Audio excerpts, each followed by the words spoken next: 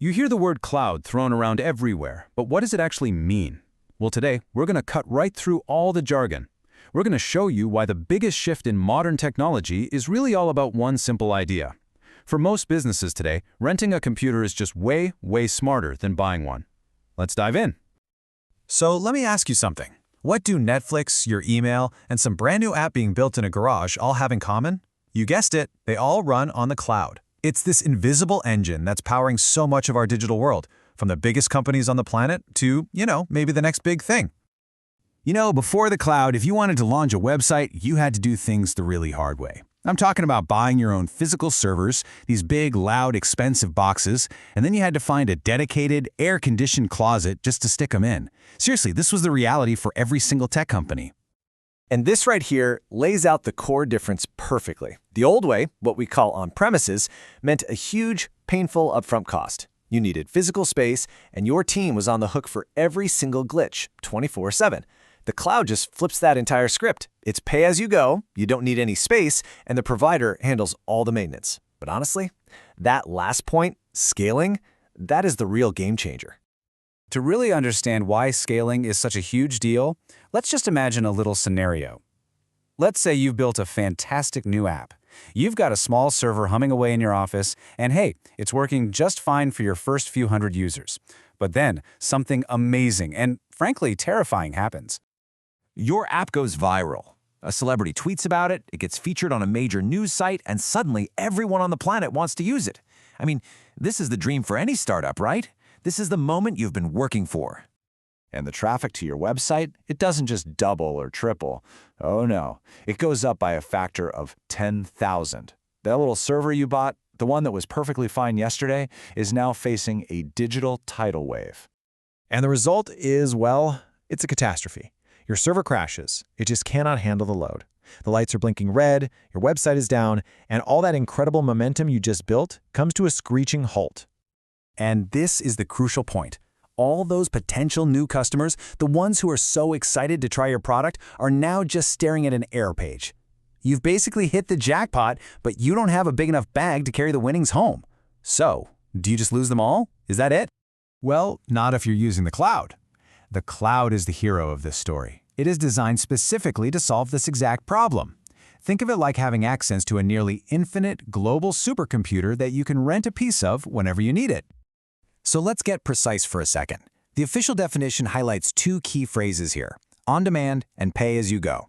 The best way to think about it is like your electricity bill. You only pay for the computing power you actually use. When your traffic spikes, the cloud automatically gives you more power, and when it dies down, it scales right back. No crashes and no lost customers. It's that simple. Okay, so you've decided to use the cloud.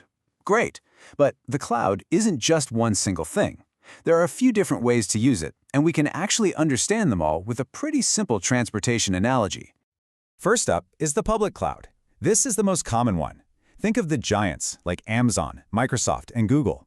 They own these massive data centers, and you're basically sharing that infrastructure with their other customers. It's super cost-effective and crazy scalable, just like a public bus is a cheap and efficient way to get around town. Next is the private cloud, which, you guessed it, is like owning your own car. The computing resources are dedicated exclusively to you, to your organization. This gives you way more control and privacy, which is absolutely crucial for industries like finance or healthcare. But just like a car, it also comes at a higher cost. And finally, there's the hybrid cloud, which is our taxi. It combines both public and private clouds. This lets you do cool things like keep your sensitive data safe and sound on your private cloud while using the public cloud for less critical stuff or for handling those big, sudden traffic spikes. It really aims to give you the best of both worlds, flexibility and control. So that covers where the cloud lives. But now let's ask a different question. What are you actually responsible for managing? And to understand this, we're going to use an even better analogy: housing. Okay, so on one extreme, you've got the old way, on-premises. That's like building your own house from the ground up. You are responsible for literally everything. Now, on the complete opposite end of the spectrum, you have software as a service, or SaaS. This is the all-inclusive resort. You just show up and use it, like you do with Gmail or Netflix. The two models in the middle are all about who does what. Infrastructure as a service, or IaaS, is for the IT admins. It's like renting an empty apartment where you bring your own furniture. And platform as a service, or PaaS, is for developers. It's like a furnished suite where you just have to bring your clothes, or in this case, your code. And here's how that division of labor really breaks down. The crucial question is always, whose problem is it, who fixes the roof, and who brings the furniture? With on-premises, it's you and you. But as you move down this list towards SaaS, the cloud provider takes on more and more of that responsibility, which lets you focus on what your business actually does best. So what is the big takeaway here? What does this all mean?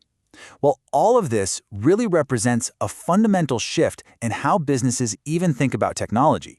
It's a move away from the burdens of ownership and towards the incredible flexibility of just having access. And this brings us to probably the most important financial concept in all of this, the shift from capital expenditure, or CapEx, to operating expenditure, or OpEx. Instead of spending a massive amount of money up front to buy a bunch of servers that are going to be outdated in a few years, you're now just paying a predictable, recurring fee for a service, just like a utility bill. For any business, this is a revolutionary change that makes planning your finances so much easier. So why does all this matter to you? Well, it means lower costs because you're not buying all that expensive hardware. It means you can scale instantly so you never have to worry about crashing at your biggest moment of success. You also get the benefit of these world-class security teams that the big cloud providers employ. But I think most importantly, it gives you focus. You can stop being a part-time IT manager and get back to building your actual business. And that's really the ultimate question, isn't it? By shifting the burden of owning and maintaining all this hardware to a vendor, the cloud doesn't just save you money, it frees up your most valuable resource of all, your time and your attention.